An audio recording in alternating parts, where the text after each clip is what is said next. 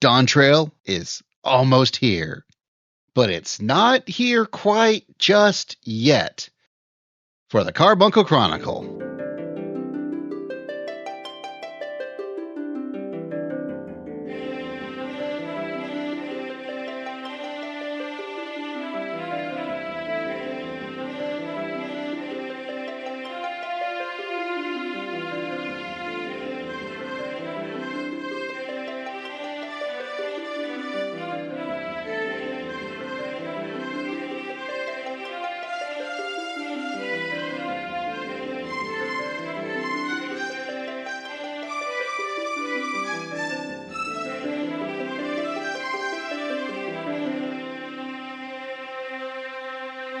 Hello, and welcome to the Carbuncle Chronicle, your podcast for everything awesome in Final Fantasy XIV.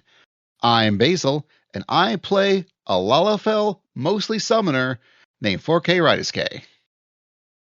I'm Anna. I play a Lalafell dancer named Cormia Rydiske. And I'm Tobias. I play Nanawai Silvestri, and I will be the Dawn Servant. Yeah.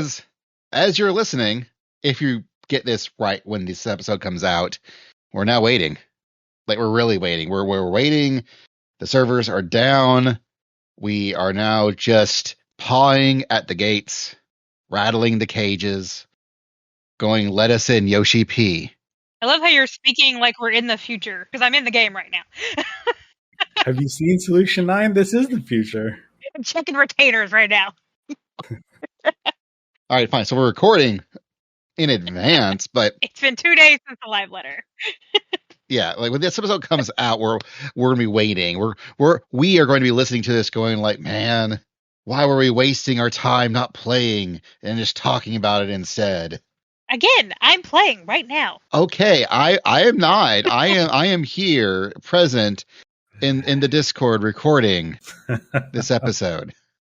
You underestimate my ability to multitask. So, before we really get into it, though, something that one could do at home if you got it, what is the tabletop role-playing game? Because the starter sets are out there. The first wave of pre-orders have now reached people's homes. And Tobias and I tried it out the other day. And Tobias did a very good job GMing. Like, he had like sound cues and everything. It was actually really impressive. I was not used to that level of online prep and play. He did very good, but I was also surprised at how actually 14-ish the game was. Yeah, so was I. We'd seen a lot of previews leading up to the release, and I instantly sort of could read between the lines and see how much of D&D 4th edition was here. And I know that 4E is not the most popular edition, but it is my personal favorite. I've gone to bat for 4th edition for the 10 plus years that we've gone through the edition wars at this point. Even knowing that, I was just shocked at how much more they captured the MMO gameplay here. Not only did you have your typical move, minor, and standard actions, they sort of, dialed in some of these OGCD abilities, some of these mitigations, for instance, into sort of D&D terminology and interrupts and whatnot that just makes it work even better than you would expect. Everyone knows you're going to be using Addle, for instance, to respond to enemy damage. That's something you do. But in this, it is like an interrupt ability. So you're preemptively doing it. And it feels good to know that's coming in, to know your ability is there, ready to be used. I don't know. It just, the way they've sort of blended pen and paper and PC gaming together, it feels real good. And I like what they've done with this system. I was also surprised at how well it captures how I remember playing ARR back in the day. Our previous episode before this one was one of our new, apparently, I guess, ongoing series that we're doing with Paul and Chili from Google Around Radio, where Ann and I were talking with them, and we were talking about playing ARR back when ARR was the only thing you could play. It was when it was current, and playing the opening setting of the Tabletop Starter Edition, where you're in Thanalin and you're investigating like a missing crystal shipment, and what transpires from that felt very, this does feel like in tone and in context and everything. This feels like something that you could have done when playing ARR, and the abilities and how everything, it just felt very, this is original Final Fantasy 14 2.0 stuff. Yeah, I mean, you go back and you play through some of those earlier side quests, and even like the early MSQ, they're not like world sweeping quests like we're used to now. They're just kind of typical fantasy D&D style stuff. Go here, do this thing, beat up this bad guy, you're done. And I agree completely. This, since it is, a level 30 scenario, is something, right before you fight Ifrit and in the MSQ, like it feels ARR. Like, I think you hit the nail on the head. Exactly. I didn't want to go too far into it, but we did try it, and I found it was really neat, and I am very curious for the actual big boy books, as it were, to come out, because the one thing I kind of wish I had was to be able to actually more delve into actual character creation. Right now you've got the 4 jobs on offer: Black Mage, Dragoon, White Mage, Warrior. I want to see how the other jobs play. Do you actually get to plug points into your attributes? Do you get to do a little bit more of a customization, or is it really just you just pick your character, you put a name and race to it, and there you go? Or is there more to it on the customization side, which I might be okay with either direction, but I want to know what it is. Basically, you just want to play Summoner. Don't lie. Yes. Look, you showed me like the previews they did from back when they were doing the stuff for like live streams and whatnot before they released the books, and these summoners still have dots. I want to go back to an earlier time. Some say a better time, back when summoners had dots. But that's not what we're excited for. I mean, we are excited for it, but what we're excited for right now is Dawntrail. It's coming, y'all. And just about a week or two ago, if you're listening, or just a few days ago for us recording, we had the live letter 82, and we finally got them saying that some of the things the media tour got wrong, but really what we got was the launch trailer.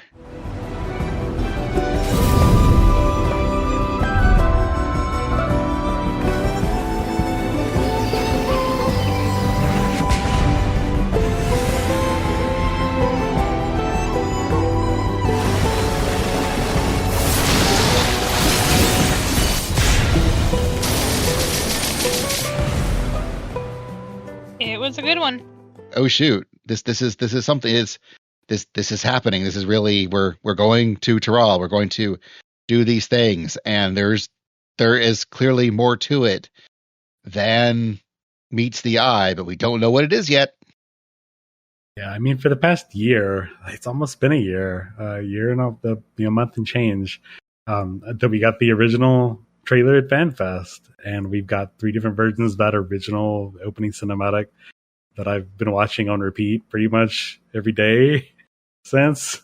It feels like I've got it memorized, in my mind. So to see another trailer in the game engine with the more story, it's more info, it's new info, which feels like we've of course we've got a lot of info, but it feels more info in the game. And yeah, so like we already know this stuff about the Dawn service and whatnot, but now we see a lot more with Solution 9 and the people there, including the enigmatic maiden. And there's a lot more questions than answers, honestly. But I guess that's what a trailer is there, right? Oh yeah, I mean the biggest thing with the last 2 for Endwalker, it was definitely Alpha No at the end. Yes, someone was going to die. And then for Shadowbringers, that's the one that ended with them telling us, oh, hey, by the way, Zodiark and Hydaelynth, they're primals. Have fun for the waiting until the launch. So yeah, I was expecting something. I was expecting it to end with me going, wait, what? It ends with that big sentence that, can you save it without sacrificing anything? It says something like that, and it's heavily implying there's going to be a death. But like you said, it could be a fake out, might not be a fake out. And it's funny because I'm like, didn't we just prove that with Endwalker? That the whole point was the ancients sacrificed to save the world, and the whole thing was, Hermes was like, you need to figure out how to live and respect all life. And so that's what we did. We did it without sacrificing anybody. Well, technically, there was self-sacrifice. That didn't count. But, so it's like, didn't we just do this? We proved it can be done. So maybe she's from another shard and doesn't know that. Yeah, maybe she's another one of Van Daniels or folks or somebody's, compatriot, another Asian maybe. As much as I want to subscribe to that theory, and I have, I'm going away from it. Because Basil did bring up something interesting earlier, and I was like, I kind of would rather it go in that direction. Actually, the Ignited Maiden is Chryle from another shard because they're both yellow. Not that. Not your crackpot theory. I think it's great. It probably won't be that too, but I do like that theory. And I agree that it seems a little too obvious that the Maiden is Ultima, and it's so obvious to the point where I really hope it's not the case now, even though I fear that may be true. Well, we know that one of the things, because one of the questions asked during the media tour was, is there anything we should do to make sure that we're properly prepped for Dawntrail? And I believe the two things that Yoshida said in response to that question was he highly recommended everyone go through the Myths of the Realm Alliance raids. And also, do you remember all the names of the Convocation of 14? And he wouldn't. Yeah. That was his only two pro tips that he gave for us to go into Dawntrail with, as far as quote unquote prepping ourselves for this expansion. So who knows who the Maiden is? But and you mentioned a theory we just saw this just a little while ago. Yeah, it was the symbol on her skirt, I think. Like the big broachy thing on her skirt. Someone put the connection that it looks very similar to, what was it, the crest of the city of Alexander, or yeah, from Final Fantasy IX, like Garnet's the royal crest or what have you. That is very Alexander themed. Like the imagery of it is very similar to the imagery of that is like the parts of the maiden's dress. Man, and are we getting Arc, like the actual Arc minion? We're getting the Arc mount. Oh, yeah. Because Arc is, and it was a reference to Crew's Chaser Blasty, and then when we got Crew's Chaser in 14 or Alexander raids, they made it look like Arc from 9, and now we're getting the Arc mount, which is a recolor of the Cruise Chaser, but in the Arc colors. Mm-hmm. And thinking more on it and adding more to it, we don't know its solution, and everybody's like, it's futuristic. So, Alexander was from the future. We just don't know when that future was. So maybe we're getting close to it. Maybe it is from the future and we're doing time travel shenanigans again or something. But also remember, during the live letter, they showed off another mount. Now, granted, it could be a PvP mount, but it is an Alexander mount in the form of Oppressor. That's right. The Kingdom of 9 is Alexandria.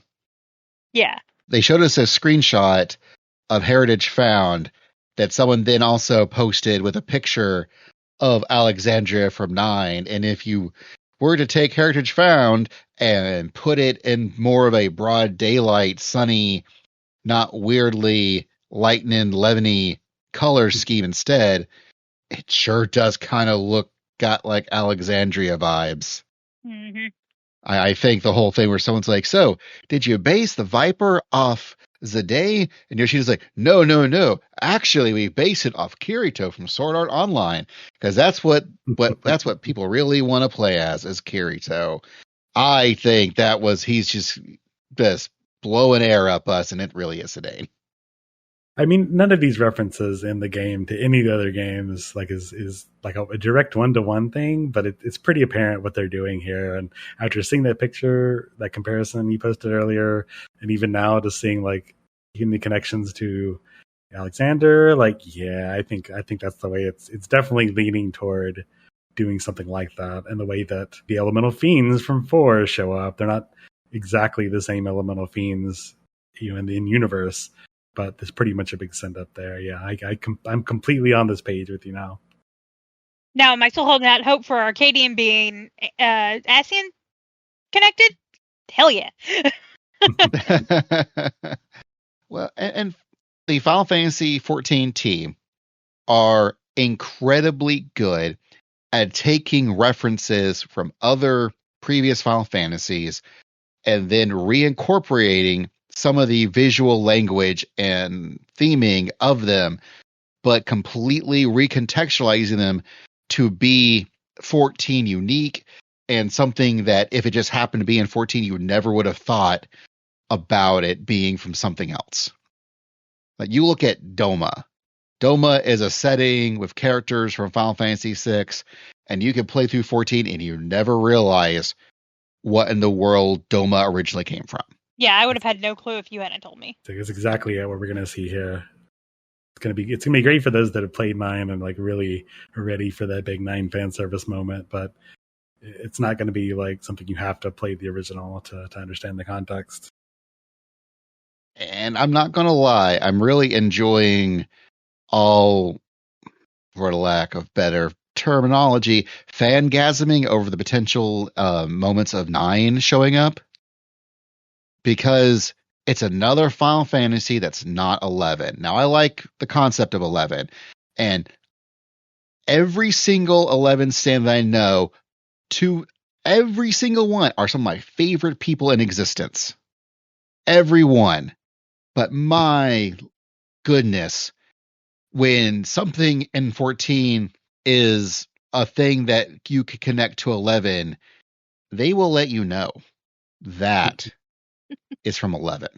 And just wait. Once the Alliance raid comes out, we're going to know even more. Oh, yeah. And we're going to have some of them on. Like that. Again, it's just I'm like, man, okay, I get it. 11's very informative, especially for 14. I get it. Yeah, I get. You wouldn't have to learn all this from other people if you would just play 11, and you could learn it yourself. From the 3 of us here on this podcast, I'm the one that did play some 11. I played a decent chunk of it. I spent a few months in that game, and it was not good for me. 11 has some really great ideas and some really bad ones unless you have people to play with. I mean, to be fair, all I heard going through Eureka was, man, this is just like 11. I'm sitting going, I don't want to play 11 now because I hated Eureka.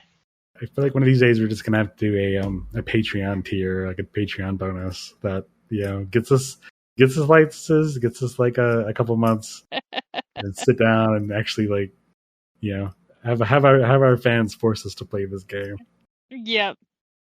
That's a possibility. I could do another Patreon tier for that. We'll talk about that later. That's later. We also got a little bit of lore bits from all the various characters we're going to see. Like, this new character named Thancred. He looks interesting. Oh, that is Thancred. Yeah, this is Thancred. And I love everyone's reaction to Graha waving us away. He's like, boy, get on this boat. He will. He'll be on in the second half. He'll come over. Oh, one of the things I did want to talk about before I forget, the whole new role quest stuff. Because For one, it starts at level 92, which I think is the earliest they've ever done it, except when it was more tied to being job quests. Job quests did start at like the 2s and whatnot. And so this feels very much going back to that, but for roles. I also wonder if this is the case of they didn't really have a climatic moment for us to need to push it off later or whatnot. Does that make sense? Yeah. 'Cause I'm thinking like the Endwalker ones, that was, after the story, you're cleaning up all the monsters. And like that made sense to happen after the MSQ.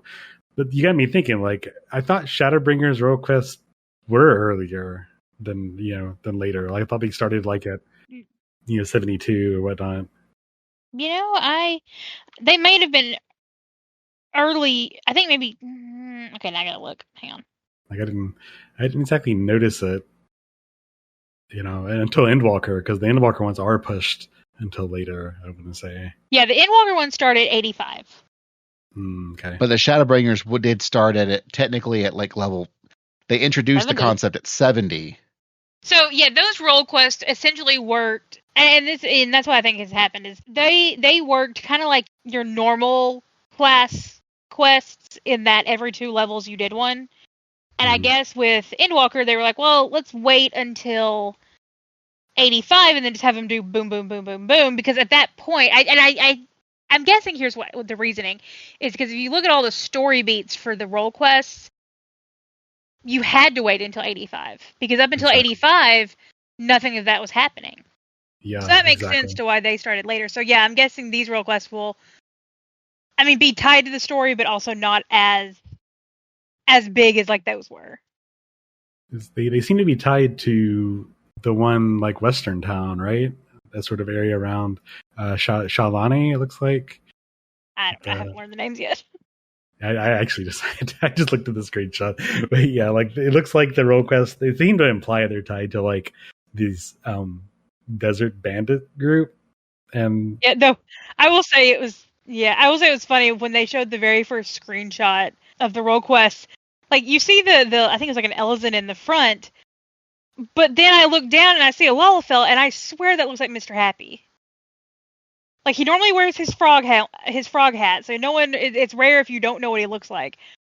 But that Lalafell looked just like Mr. Happy. I found it entertaining. If Mr. Happy was a random bandit in Fist of the North Star. Because they showed all of this gear set that looks like it was very directly inspired by either Fist of the North Star or Mad Max or the like.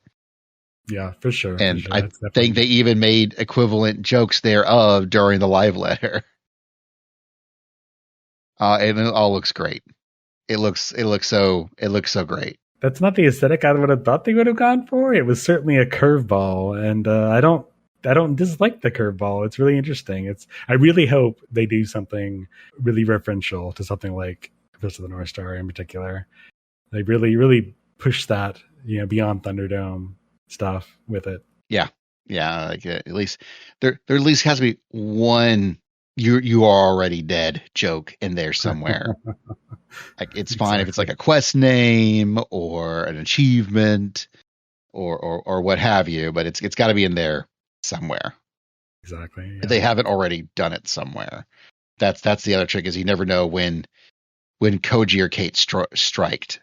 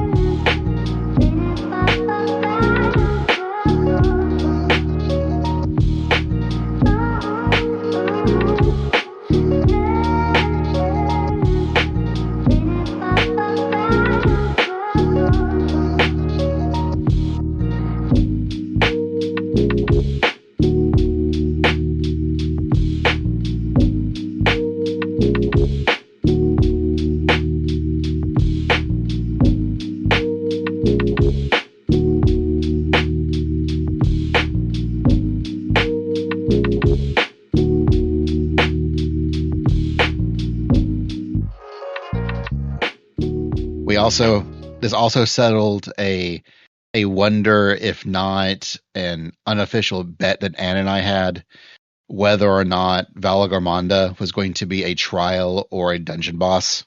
Well, I was just going by the fact that they really strung us along with the Mage's Sisters with Endwalker. Like, they were really pushing that like it was a trial, and then it ended up not being a trial. Oh, well, and Anima. And Anima, yeah. They were really showing Anima, and they made Anima look, and admittedly, in Endwalker, Anima felt like it could have been a trial boss. It just happened to be a dungeon boss. Right. And again, I feel like the big caveat with Endwalker was just different because it was the COVID expansion. It was the end of the 10-year story. And so there's just a lot of things were done different. And I get, I applaud them for doing that and for sticking to that, because then we had no idea what the 83 trial was. And we all got there and went, what? Yeah, hello? We're not 90 yet. That makes me wonder then what's up with Devastator? We haven't seen Devastator in a bit, and it's obviously more linked to Solution 9 and what's going on with that group. But, we've already seen like the Arcadion and all of that stuff, for instance. We've seen this Hrothgar dude with the boombox in Solution 9. What does the Devastator have to do with all that? I think is that going to be a trial? Is that going to be a boss? What could that be? Well, we did see another trial. It was actually going to be later on after we do the plot lines of Dawntrail, because it's part of the Arcadion. We got to see someone named Black Cat in a place, because we saw a little bit of the first fight, and but it sounded like Mamoru Miyano. Yeah, as an announcer, because we're going through our first tournament arc. I thought that was great. Seeing the audience in the background and all of that. I love everything they set up for the It's just so much fun. I was say, it's only your first tournament card if you haven't done Paladin. That's true. Or Blue Mage. Or Blue Mage, yeah. But just the look of this one's got crowds. It's got crowds, and it doesn't look like crappy crowds either. It was a Yu-Gi-Oh arena. It was very. This graphics update is updating. Like, man, it is. It's looking good. That crowd be bussin'. That's what like the kids say. Which we are none of that. For real, Cap. No, I don't know, man. Yeah. I don't know. Look, if you want to know what the kids say, go listen to the video of Gaius doing his speech as a Gen Alpha. God. And then they showed like the important new raid series, like that's being introduced in Dawntrail, Cenote Jaja Gural, aka the new treasure dungeon. It looks so good too. I cannot wait to run around and Anna, you're getting to collect orange scripts now. Yay! You sound so excited. Oh, I'm so excited to get to in-game crafting again and redo all my melds. Hey, you're getting all my materia. Appreciate it. You'll be getting all of it. Because I need to, before we actually get to Dawntrail, I need to go hobble on up to the place where that one goblin is, so I can start mashing materia together to create a bunch of crafting and gathering materia to add to my stacks. I forget to do that. I just sell it. I know. I save up all my combat materia from the expansion, and then I go over there and go, here you go, give me, here's 5 combat materia. Give me not combat in return. Thank you very much. And I just keep doing that for like a couple hours, and then I get a bunch of materia that I then hand to you so you can throw into the sun. Well, we had 9 and 10, right? And we're about to hit 11 and 12 grade materia? Yeah. Okay. That is, unless they've completely revamped materia, which doesn't sound like that's not yet. But that I think it'll be 11 and 12s. Yep. I've got a whole page of a whole bunch of material that's been sitting there, so I need to clear that out. What? Wait until Dawntrail comes out until we have 11-12, then meld it. Is that right? I mean, honestly, you could wait because a lot of times the older or the previous expansion materia will be used for crafting gear. Because sometimes it can help. It can be like the better meld, depending on what the gear set is. Yeah, so with crafting and gathering, whatever to get the best stats is usually a mix of different materia types or the different like values. Whereas combat is very much you just want to keep chunking in the highest that you can for whatever. Well, that's what I'm saying is that's not necessarily the case. When you get to like that's when you're melding like raid gear. When you're over melding, sometimes the lower ones are more useful because you can only put so many in. You can only put so many high end ones into your gear. Then you have to go into the older ones.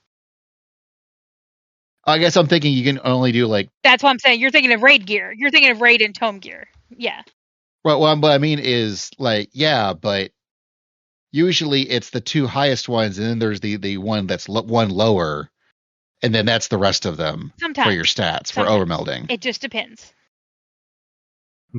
I think all of what I'm hearing is this is above my head still. That is what the balance Discord is for. I think maybe in a year or so, when I get to that point, I'll have to go back and meticulously make these choices of what I need for each piece of gear. But for now, in my ignorance, save my inventory space for the next set of materia and gear and everything else that we're about to get. And our tombstones of aesthetics and heliometry. Heliometry.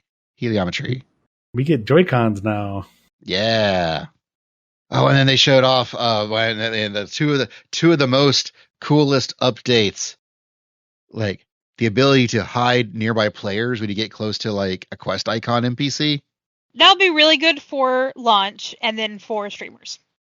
Because it's always a thing where you press X, but this will just like hide the people, and then you can even have a setting where you just get rid of the people, so that way it's just you and the NPCs, and they can actually do their hand gestures and stuff, and then more, possibly just as important, the ability to be able to select the appropriate emote from like your quest log and the duty list.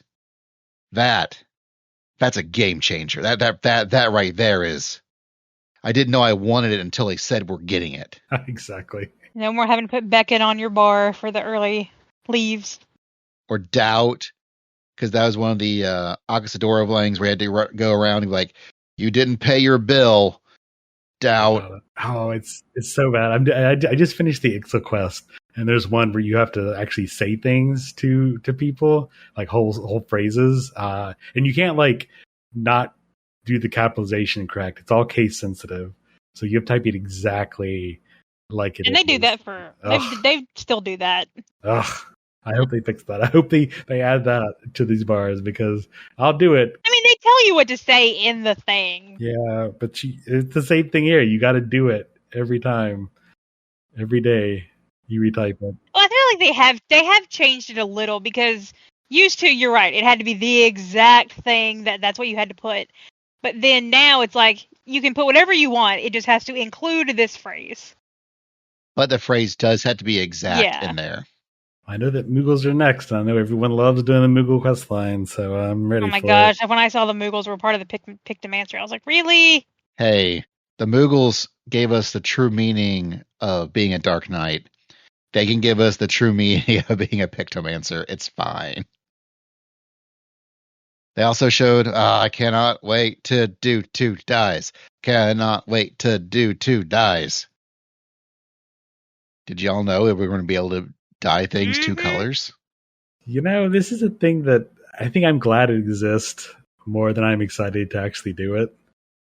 I've never really got into dyeing stuff. I'm generally okay with the colors it gives us.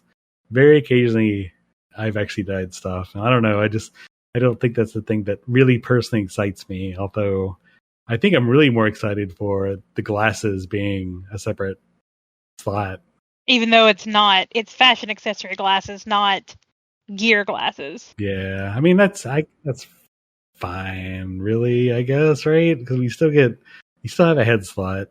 I mean, like the glasses don't have to give us more. Because if it was a separate actual gear slot, we would just replace belts with glasses. We put the belts on our face. So I'm fine with it just being a fashion accessory rather than. So for me, and maybe they will do this more, because of course they're going to give us more rewards, and more glasses types would be a good reward. But I have had very specific glasses I've used for 4K for a long time now. And the glasses that I have used when I use glasses on 4K are not one of the ones that are a fashion accessory currently. So I was sad to realize that the glasses that I was planning on using for my character going into Dawntrail, I am not going to be using going to Dawntrail. Now, if they give us ability to take these glasses and turn them into fashion accessory glasses, that's different. I also don't know. I know they're giving us color options, but the color options are not as varied as the dice system itself. So once again, I don't know if I'm going to get the actual colors I truly wanted out of the current system. I'm sure I can make it work. I'm sure it'll be fine. But what I was looking forward to, it's not exactly what it is. So it's just like the new character creator in the benchmark. It's not exactly what your character was. So it has that, I don't know, what do you call it? The uncanny valley effect, where it's just different enough where it feels off. No, I mean, I like my character in the character. I mean, I like the new graphics updates they're doing. Okay, yes, I guess they got rid of Lalafell belly buttons, and that feels a little, I mean, okay, I guess. Wait, what? Yeah, apparently when people were doing stuff, they discovered that, at least in the latest benchmark update, Lalafells don't have belly buttons. And I have not really explored that very hard because I don't really look at my character's belly button. But some people do. Some people that's important. And that is an odd omission that, who knows, maybe 7.0 will come out and they all have belly buttons and it was just a weird oopsies that just happened to happen in the new updated benchmark. But I guess we'll see. We did see. I mean, have you ever seen a belly button on a potato? I have seen lots of little equivalent like dimples and things in potatoes, sir. Like that is not, the fact that we don't. Those are eyes. Those are called eyes. Those are not belly buttons. Those are eyes, and they grow after the potato. They don't start with the potato. Potato. They showed us though a very pretty umbrella, a couple of very pretty umbrellas. I know, and I'm like, I love it, but I really worked hard for my gold saucer umbrella with my triple triad card. But I really like that iridescent one. I liked all of them. Yeah. They're all very pretty. I like that. I liked the cat minion that kind of looks like our cat Carbuncle. That was pretty great. I like the flying like sugar glider squirrel. I love that I have been talking this entire expansion every time we went into treasure maps and we got those wings and started flying. I was like, well, now why can't that be a mount? Well, guess what the new extreme mounts are going to be? We get wings. They threw us off, Tobias. I thought we were doing a Mountain Dew collaboration, not Red Bull. I'm interested to see what the different colors are. Like, are they gonna try to make it? The wings that we saw were from Valagamanda. They kind of implied that. So, like, what is the Devastator? Is it just going to be like purple wings, or is it going to be like robot wings, or what? Like, what are they going to do with the variations this time? Yeah. Or they could just completely throw us and they not all match. True. They've never done that, but No, they showed us all sorts of things. Though I think one of my favorite moments was because they were playing clearly like a development build of the area. Yoshi P was trying to show some of the graphic updates, and he's flying, and he just goes and he's like, "I want to show it right here," and right in front of him is an aether current while he's flying, And they all went, "Oh, that's not supposed to happen." And so Yoshida hops off his mount to attune to the aether current so he could fly again. And I was like, "Good job, y'all. Good job."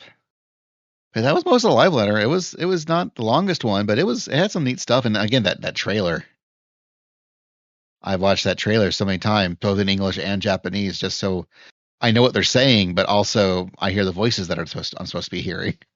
I will say Basil did call who the narrator was going to be. We talked about it the day before. I realized that we never speculated who our narrator would be for this expansion, and it is going to be Aaronville. I thought it could be Wooklamont, but... Well, he's like the more studious type, and Wooklamant's clearly our shonen power hero.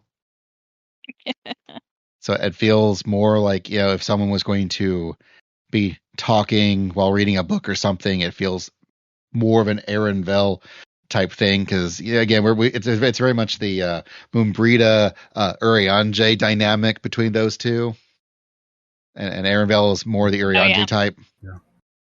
Yeah, and I mean, if Aaronville is the one narrating the story, that leaves room for Wooklamont to die at the end, because she's gonna die. Why would you put that magic on us, Ricky Bobby? Why would you do that?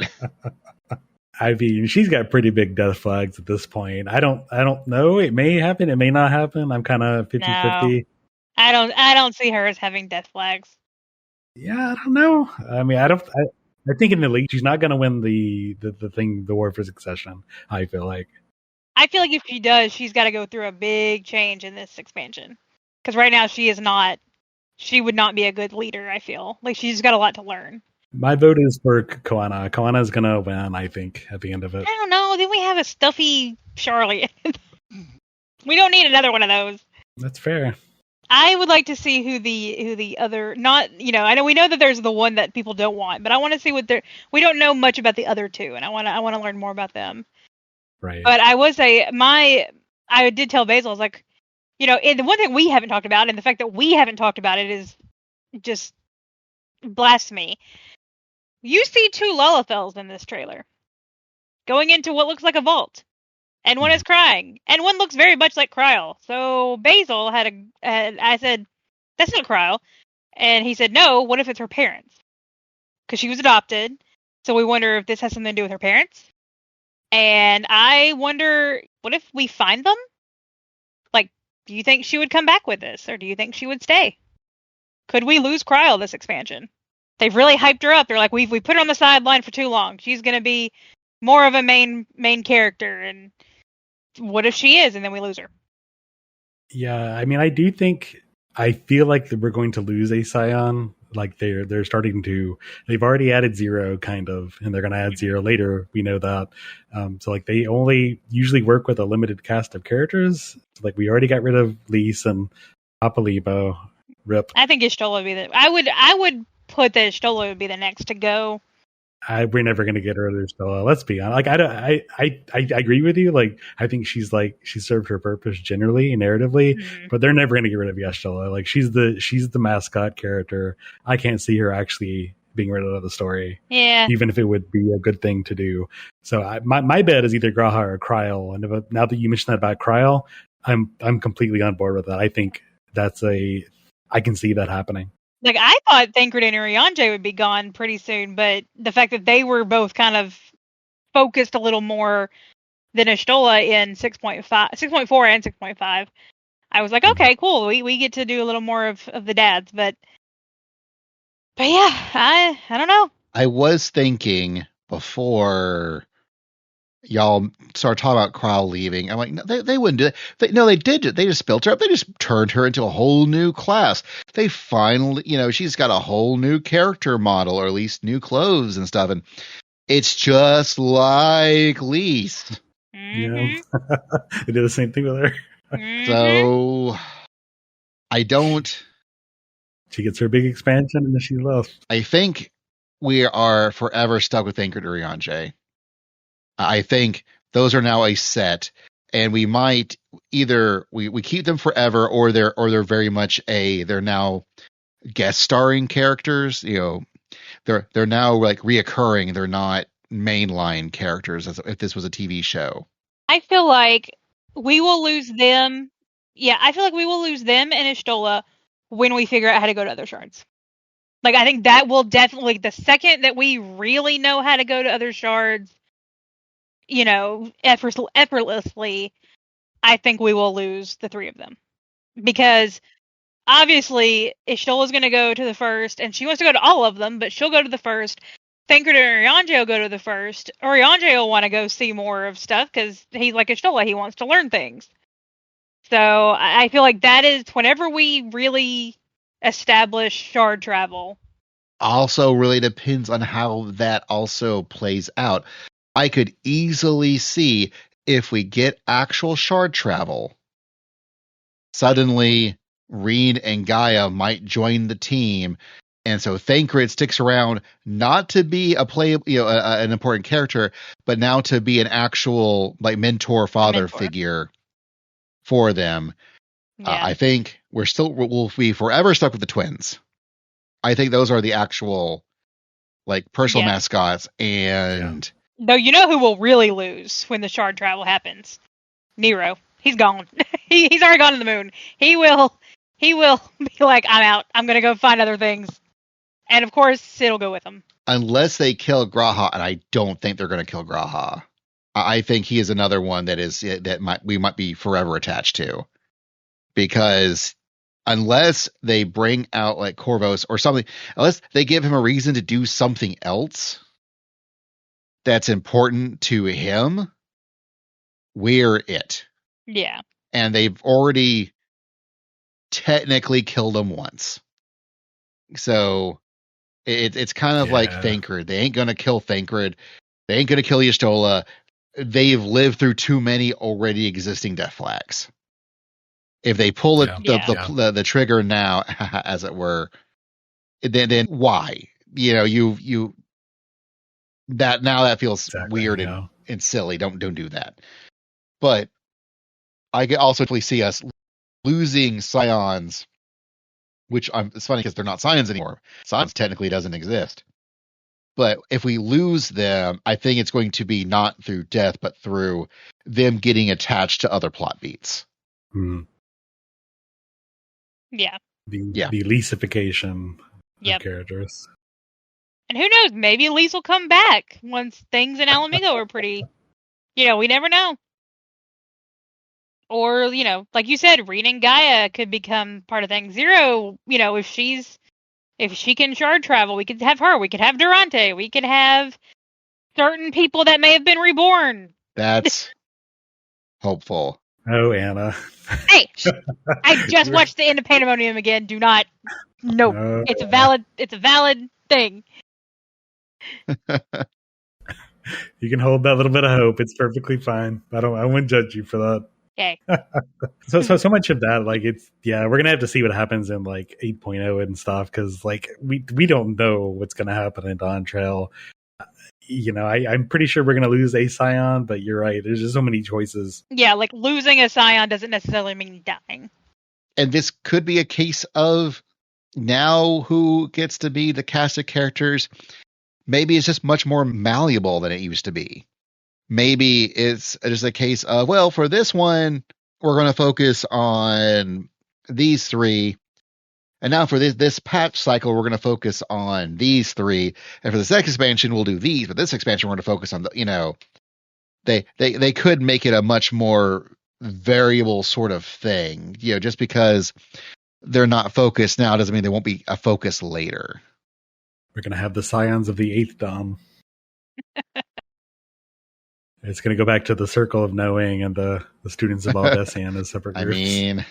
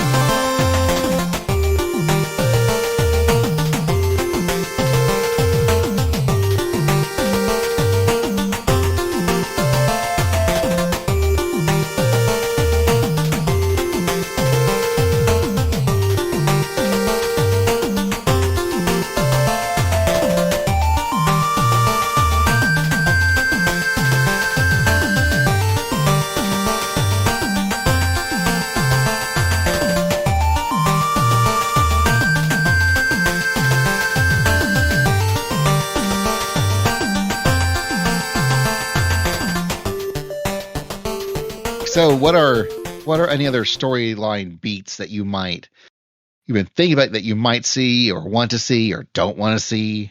I've said many a time I'm curious about the whole does Xenos have a sibling? But I'm just really curious. I am really curious to just see how wrong we are about things. You know, we are so convinced Solution 9 is going to be about Alligans. We're so convinced it's It's ancients. It's what there's so many things we're so convinced about. Yeah, it's ancients. We're the Arcadian. We have we know it's a computer, but like I'm just so excited to see how wrong we are and how they're going to be able to surprise us because they always do. Yeah, I'm trying not to theorycraft too hard because I know that it's just going to fall apart within 5 minutes of the game happening. My big prediction is that the end of 7.0, we're going to basically learn that the Solution 9 is more or less the equivalent of a Crystal Tower time-traveling twinning situation. And it's going to be the solution that solves the 13th in the next game. And 7.0 is going to end with Zero showing up in some form. And we're going to see that sort of a lead up into the 13th stuff. Doing a go back essentially. I am very curious as to what this invasion thing looks like or why. Because a solution. That's what I'm wondering. Is like Solution 9. Does it just show up? Was it always there? Does it just show up? Is that what's happening? Is like we've mentioned, sort of Alexander-ish. Did it just appear? It's in the same bubble like Alexander. So, this whole invasion thing, like. Because you see them attacking something, Tuliyola or someone, yeah. Like you see them attacking those people, so it's like, why? Why is this happening? Where are they from? Why are they doing it? Because I did not expect that. That is actually one thing that really surprised me with the trailers. I didn't expect that kind of, I guess, connection. I assumed we'd have Rite of Succession and then Weird Allegan shit going on. I didn't really expect them to mesh that much. Just kind of go into each other. But yeah, so I'm very interested to see, because they look very similar to the world that we see in Dead Ends. Like the second world there, we see very similar models in those people that was very, the Garlemald-esque world, but like the future-esque people. Like I'm curious to know, are they an offshoot? Or like what's going on there?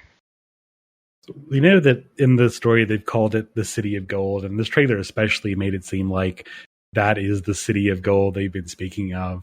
And if we think about the real mythological El Dorado, the City of Gold, in our own history, I feel like maybe if we think of it as an Alexander thing, maybe it's a city that was time separated. You remember, Bailey? Did you ever watch Razafan? Oh, back when it was new.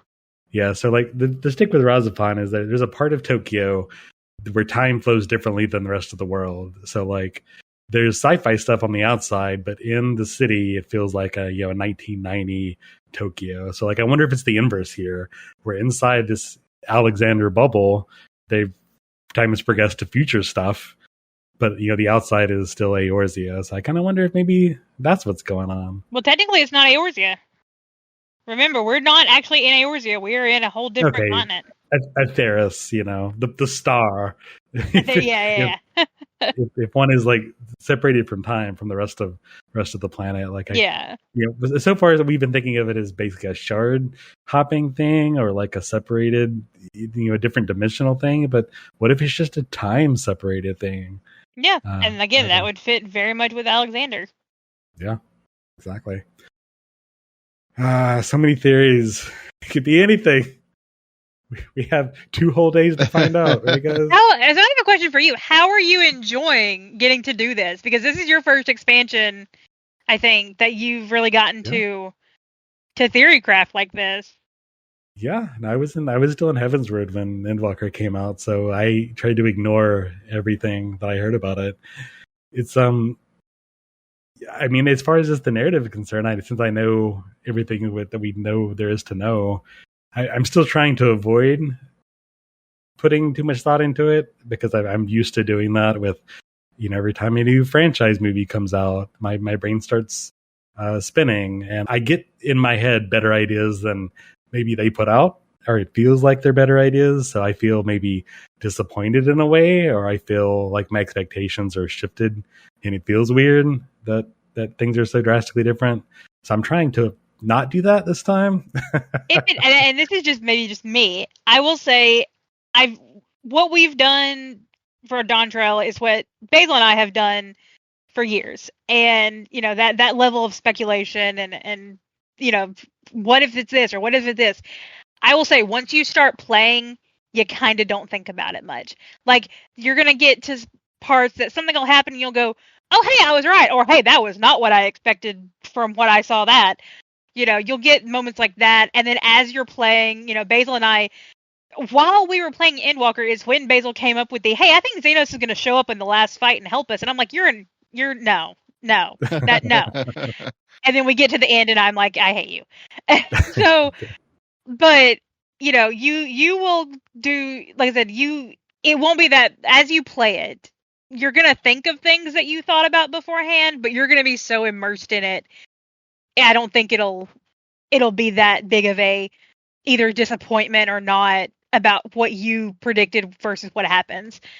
And it'll be fun. I'm excited to get to see how you enjoy this, being in current and being able to do this with everyone. I think it'll be fun to watch. Yeah, no, I'm excited for that part for sure. Yeah, they've been also very good at the whole subverting expectations thing. They have always been very, very deft at zigging in a way that you thought they were to zag. But when they zigged, you're like, no, that's more of a zog? Like, what is it? That's not even a zig. That's not a zag. No, you just went that way. That was not... What? And even moments where you totally can see it coming, it's still like, oh yeah, I totally see that coming, but that's still so cool. Yeah, exactly. The one thing I really want to see happen is now that, because there was a live letter between the one that we're talking about and the last time we talked about a live letter, which was all the job action trailer and all the job changes and things. And me, as pointed out by everyone, including myself, I'm a lifelong Summoner main. And the big thing Summoner's getting is this thing called Solar Bahamut. And what they said, and I'm quoting this from the Letter of Producer Live 81 digest from the Square Enix 14 forums, the official translation they said was, quote, some theorize that the current form of Bahamut, based on when it was revered as a primal during the Age of Alag, is different from its original appearance. A plot which further thickens with the introduction of a new summonable version of Bahamut. Now, so you may be right. The way the summoners work is that we sort of intermingle with the essence of a primal doing its primal thing, whether it was Ifrit or Garuda or Titan or Bahamut or Phoenix, and we figure out their sort of ethereal essence from the land's ether that's been infused by that primal, doing their primal stuff. That gives us the knowledge to create our Eggy and Demi versions of that primal. So theoretically, if I am going to be summoning a solar Bahamut, that means that I have to intermingle with the etherical presence of solar Bahamut. So that means that solar Bahamut needs to show up in the plot somewhere, somehow. I don't know if it's the main storyline. I don't know if it's part of the role quests. I don't know if Solar Bahamut is the version of Bahamut revered in Solution 9. Maybe that's why it looks sort of weirdy, like swordy, and a little bit more sci-fi-y than the Bahamut that we're used to from Alag. I I don't know. Or is this a case of they're just saying that, oh, well, now you know how to manipulate Aether. You can this is your summoner making your own version of Bahamut, which means that the summoner is now one step closer to having the same power sets of an ancient. I don't know. And I am really hoping that this is actually a plot point that gets touched upon. This is sort of the one thing that I miss from the class quest and the job quest, in lieu of the job or the general role quest, is that, looking back at the original summoner stuff from ARR, like you're learning how to summon these individual Eggies, and you're like picking up this forbidden knowledge. And I think even the Heavensward is the one where like you're tracking down who was that one general from the end of Heavensward? Like you have to fight that guy again. And it was cool because like you only could do that in the summoner job quest, and you get to see, the lore reasons for you doing this stuff. And I think that would be a great candidate for a Dawntrail summoner job quest that we're never going to get because we're in Fist of the North Star instead. And I get it, because there's so many jobs and they keep introducing new ones with every expansion. And it is much easier to develop 5 sets of role quests and make them all good than it would be to make 21 sets of 5 quests. There's just so much more now than there was back then. And it feels like it's just going to be getting more so every time. So I get why they do role quests. But again, this does feel like Solar Bahamut's like it feels like a thing, or it needs to be a thing. Yeah. And if it's just there and they don't really explain any of it, then that feels really weird and off, and I'm not going to like it. So hopefully they don't. Hopefully that's not what they do. Hopefully there is a reason why I'm getting Solar Bahamut and it's important, and I will be happy. I hope you get Solar Bahamut too, Basil. It looks cool. I get to cast Exodus. That's the ability the book from the Bible? No, it's the ability that severed Zodiark. That's the name of the Heidelin kick. Okay. Why does Solar Bahamut use Exodus? And this is mostly, I know this because when we're fighting Heidelin in the trial after the crystal phase where we're beating up the crystals, and she does the Heidelin kick on us. In Japanese, she's calling out Exodus. Okay.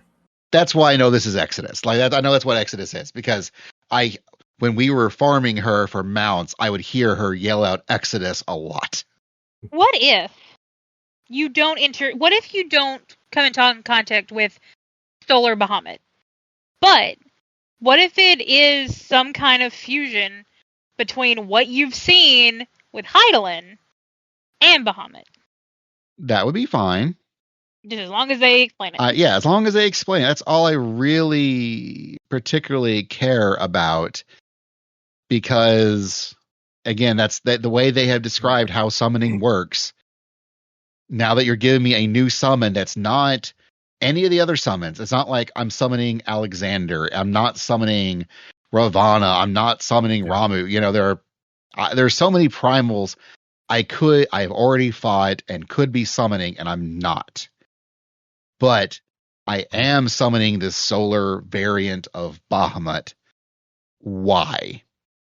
I guess the thing we need to remember also is that in Endwalker, we have the lunar primals as well, which are, of course, both a reference to the after years, but really they're just the lunar primals. They're powered by the moon, and Fandaniel made his purple flavored primals.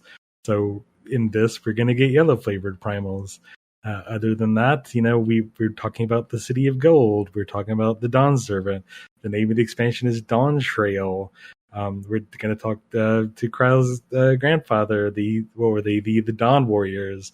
So the sun is going to be an important part, and the dawn is going to be an important part thematically of this expansion. So I don't think, I want what you want, Baze. I want you to be happy. I don't think we're going to get a reason for Solar Bahamut. But I think we're going to see a reason for solar energy specifically, and that will explain sort of why you have a variation. Yeah, I guess it's possible. And I guess we'll just wait and see. We'll find out in less than 2 weeks. Yeah. And again, for people listening, less than 2 days. Yep.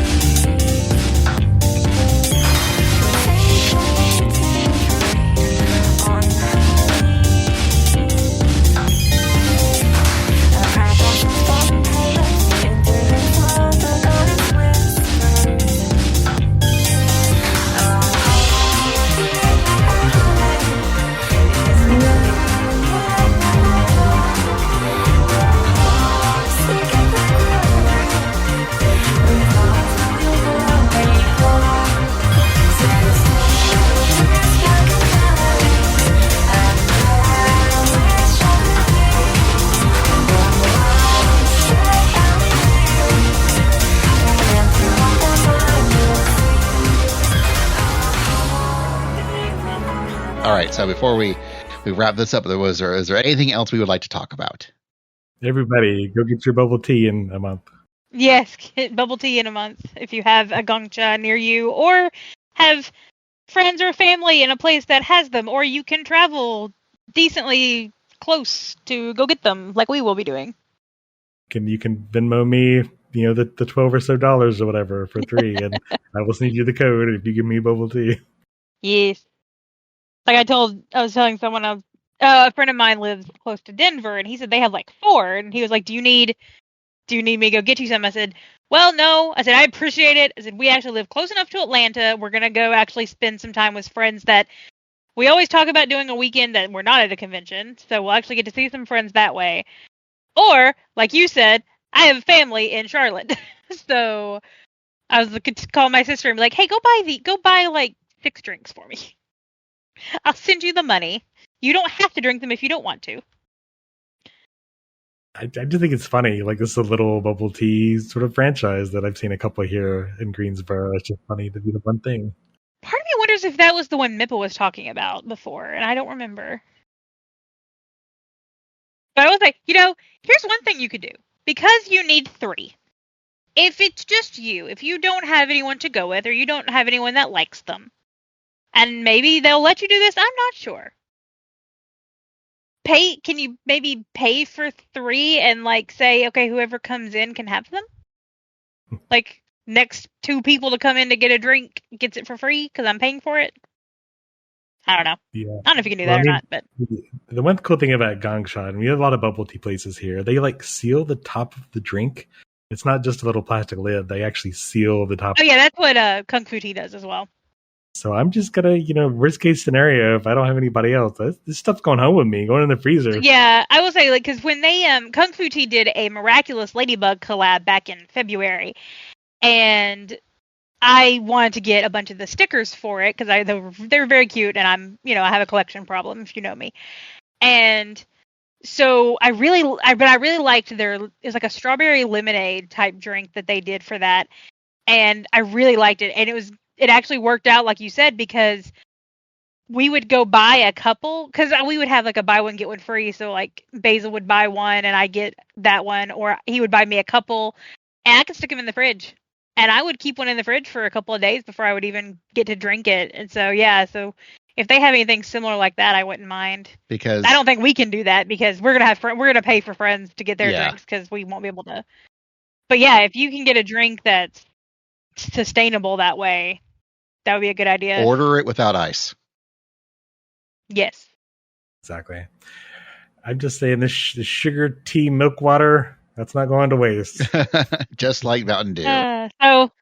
So come July, we're getting 2 awesome new mounts: the Mountain Zoo and the King Pork. Is it King Porksy or Queen? King. Okay, so it is King. That's weird because we have the Queen Porksy from, or was it a King in? Because it was a mom, the mother Porksy. That's it. It was the mom, but it's her model. So it's, I don't know. I Look, all I know is when I was searching for things about Gong Cha, Apparently, on the Wikipedia also mentions some locations also provide food options, including the recent addition of mochi waffles. And now I really want mochi waffles. Ooh. You didn't tell me about that. I just saw it. You found out within like a few moments of me reading it. Okay, well, then go. Awesome. Like, yeah, it's just some mochi waffles. So also if our Patreon backers donate a lot of money, we can play Final Fantasy XI. But if they donate even more money, we can get these really expensive Alphino and Alice Dolphies. Oh my gosh, no.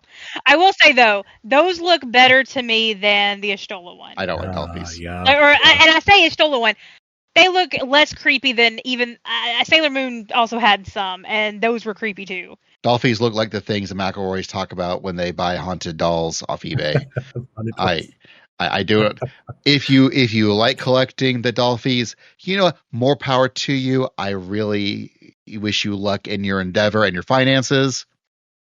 But Dolphy or Pop? Which one's creepier? Ooh. Dolphies are creepy. Pops are just ugly. But see, Basil thinks they're creepy. I think they're creepy. I think they're ugly. I think they're a scourge upon the land. And I would rather you have $600 worth of a Dolphy than $600 worth of Pops. I feel like we're already at the latter. I don't think I spent $600 on Pops. But if you're going to spend $600 on anything, frankly, it should be one of the secret lab chairs. Which we have coming. Now, granted, my mother was very nice, and I believe it's a very early Christmas present for us, because she is going to help us with the payments. But we did get 2, and we did get the cushions. I will not be myself, but I'm again glad that you guys are doing this. I kind of want one of those lumbar cushions, but I don't know how I feel about lumbar cushions, honestly.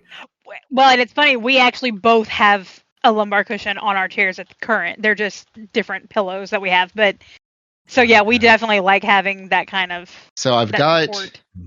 an Alienware chair for our upstairs office, and I have noticed that I get much less like back and butt pain out of that chair than I do the office chairs downstairs where we actually do stuff. So, okay.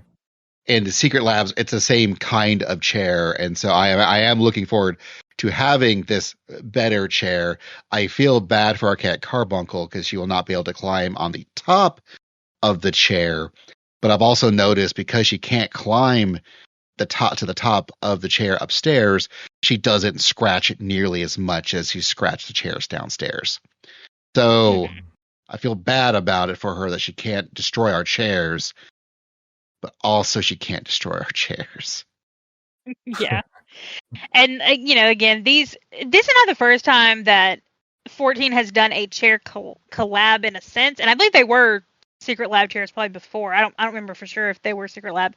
But I know at different events and when I believe maybe it was FanFest or again, like I said, different events, they've had 14 themed chairs, and they were nice. They just had the meteor symbol on it, really, but they never sold them. So, and at that point, when they first did one before, I told Basil, I said, if they ever sell those, I said that would be worth, getting. And he was like, yeah. He said, but I would hope they'd make them a little better than those. I was like, yeah, they're kind of plain. So when they announced that this collab was coming, he and I talked, and we were like, we've talked about this for probably a decade at this point. I'm kind of in your situation where I'm very skeptical about chairs. I've had a basic gaming racer chairs before, and there's no support. It doesn't work for me, and I'm gonna need one in a year or so to replace this one. But I'm gonna wait. I know I've heard a lot of good things about Secret Lab, but again, I heard good things about general racing chairs back then, and I had a bad time. So I'm just really hesitant. I'm definitely gonna wait for your reviews before I make my purchase. Yeah, and like I said, the chairs we currently have are Amazon. They are Amazon office chairs, and we've had them for 7 years. They were very good chairs, and they were they weren't even half. They were less than half the price. Yeah, they were like of 200, maybe 300 at most. Like, it was not. Yes. So if you don't want to pay for one of these, you could totally get a chair like this, and I will make you a paladin or just a meteor symbol decal, whatever you want. But yeah, it's one of those we're a little crazy, but we had help. But we even said if we didn't have that, we were going to go back to a similar chair like we have, because they were good chairs. If I didn't have a racing style chair upstairs that I have sat in for multiple hours and was like, wait, how long have I been sitting in this chair? I have very much debated on lugging it downstairs to replace my office chair. But because I had sat in that racing chair for so long at a time and not had, even when these chairs that I'm currently sitting in were new, I also might be better built for dealing with sitting in that style of chair as well. I know, for example, Anna really likes playing on the couch. I don't actually like couches. I like chairs. Well, it does hurt my butt. To be fair, the reason I did start playing on the couch like this is because the elevation helped. Like, my wrist is weird, but I'm hoping now that I've gotten more, I've strengthened my wrist more, that I think I'll be able to go back to the desk with that chair for Dawntrail. I say for Dawntrail, post Dawntrail-ish, because Basil and I learned with Endwalker we can't play in the same room. Because I would get just a little bit ahead and, say like in a thing from, like, in from the cold. I'm sitting there having a full-blown panic attack, and he's going, what the hell is wrong with you? And I'm like, nothing! It was, yeah, we should probably play separately as far as that goes, because previous expansions, even if we were in the same room, because of jobs and things, we would be playing at different rates. Like, we weren't playing at the same time, the same quest, the same, whereas Endwalker, we were doing that. So I think us being in separate rooms is smart. Yeah. I mean, when you look at the majority of people playing this game are not married couples that are playing together. And when you look at other, or you look at like other activities, like, watching a TV show, that's something you can do together because it's not, interactive in the same way. So I can see this would be challenging in a unique way, more so than, other media. All right. Now, I have told him, because between then and now, because I have become fans of Grinding Gear and they play together, I had told Basil, I was like, I mean, we could always, because he's debated on streaming it. I said, if you wanted to do that, we could kind of go the route that those guys do, in that they read it. Like, they would read it together and they would sync up their cutscenes and things like that. And so it's one of those, I'm like, do we want to do it? But then I also know I'm the person, I do all the side quests as I go along the story. I can't leave anything on the screen or on the map as I'm going, unless I just really can't do it then, because, like, I haven't done the, if it's like a class or a craft and gathering thing or something. But, like, I do all the side quests. Like, I will change to another job and level one job through MSQ, one job through side quest as I'm going through the MSQ. And I have done that since Realm Reborn. So, I figure that might affect, being able to do that kind of play style. But yeah, I have brought that up to him as well. So you'd have to plan out like the MSQ specifically for that. You could do the side quest, do your crafting, gathering stuff on the side, but it would require you to pace yourself, which, Anna, I don't know if I do not pace myself. Yeah. I do not pace myself. I'm going to take my time. I'm not going to wake up early. I'm just going to play. I haven't taken any time off work. I'm just going to take my time to do it. And I know that is the complete opposite of like you and a lot of other people I've seen. So like, right. Well, like I'm always fearful of spoilers. And so that, and again, it's funny because I only became like this, I don't know, maybe Stormblood? Not even really Stormblood, maybe Shadowbringers. Because Realm Reborn, it took me months to finish. And I mean, even, you know, as things were coming, like Heaven's Word, I don't think I finished it in the first week.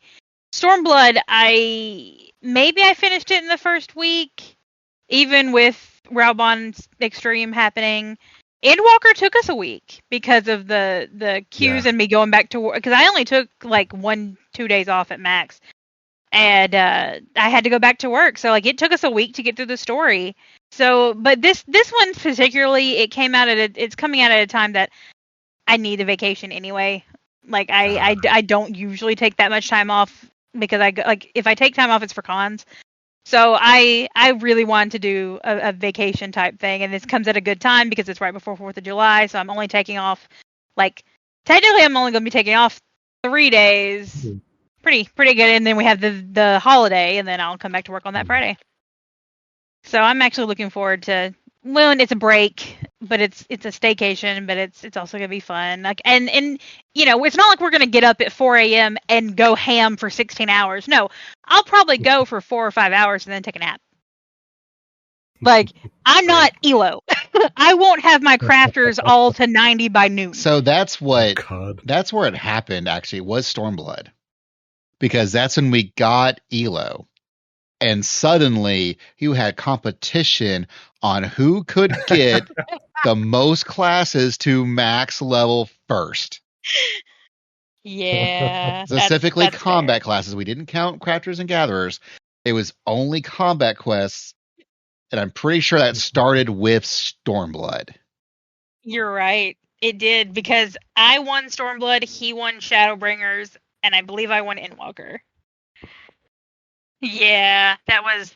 You had the impetus that you had to get through the storyline, you know, as quick as possible, because you had to get as many characters up to max level as possible. So that was, you know, and so Shadowbringers and Endwalker, like, I definitely took more time to get through them, but I also, the story, it's also one of those, the story is always so good. I binged a fanfic last night when I couldn't sleep, because I was like, this is really good. I want to finish reading it. So, you know, I also get in that hyperfixation type mindset. Which is why I think this is a great time to hit wrap on this episode, our episode of getting really excited, because Dawntrail is gonna be in a day or two as of you listening to this. Maybe. Well, hopefully. They just mean if they happen to go back later, like if we have a friend like we've had in the past that is not current yet, maybe they'll go back and listen to this when they are current. Okay, that's valid. That's valid. I was really like no, maybe we'll release the episode the week after Dawntrail. Like, no, don't do that. Like, no, like, you know, like, no. Tobias is going to stay hale and hearty and whole. He's going to get it out, and I'm going to be feeling well enough to be able to put it out, and it's going to be great. Don't worry about it. I wasn't doing that. That was you. This episode is edited by Tobias, because thank you so much, Tobias, for picking up the slack of Anna's poor wrists. Our theme song was initially composed by the AwesomeCast theme was done by DJ Nabito. You can find his at djnabito.com, but it has been arranged by Anna. Our website is carbunclechronicle.com, but that just points you to the awesomecast.com, because we're a part of the AwesomeCast podcast family, where you can also find links to things like the AwesomeCast Patreon and the AwesomeCast Discord and TeePublic and other places that you can interact with us. We've also got YouTube channels for both the AwesomeCast and the Carbuncle Chronicle, so if that's how you listen, please subscribe, like, ring bells, do whatever the things is that YouTube requires you to do. Leave us Apple Podcast reviews or Spotify reviews. Anywhere that you can leave us 5 stars for the podcast, please do. Also, if they ask for you to put in text, do that. You know what? This episode, drop your favorite 14 fan fiction. So when next time Anna has horrible insomnia, she knows which fanfics to read. You can also find all our stuff on various social medias, either at Carbuncle Chronicle or CarbyCast. I've also got my social media stuff is at its basal time. Anna, where can they find you? Search Angel Darkfire without the middle A, and you most likely will find me. And Tobias, on anything. Where can they find you? Mostly on Blue Sky. You can find me, Tobias, at our .bluesky.social, whatever it is. You can find me. It's pretty easy. It'll be in the show notes for sure. That's usually where I hang out. And yeah, you can find me in Tuliolo because that's where I'll be hanging out for the next few months. And you can also find my Twitch, which is sort of, as time has gone on, is kind of become the unofficial AwesomeCast Twitch, really, because I'm the one that twitches the most. Sometimes Anna does it, but usually it's been me lately, which you can find at It's Basil Time, or again, Anna's is also Angel Darkfire Middle A is Silent. Lately, she and I, we've been doing runs in 14 Palace of the Dead. As of recording this, we have either progressed to our final things and we cleared floor 200, or we died horribly. Yeah, we're currently on 151, so here's hoping we can get through it. Yeah. I don't know when we will be able to do this the last leg. If it might be a post Dawntrail thing. Things are coming up in life, so we'll see. But that is it. And until next time, even in Tural, never ever forget, you take the Bone Dragon up north.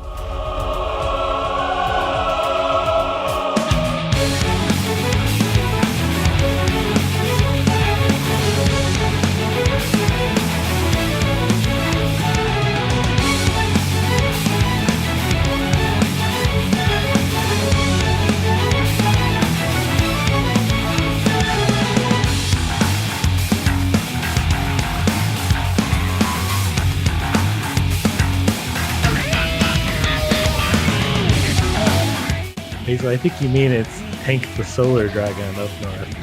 Oh.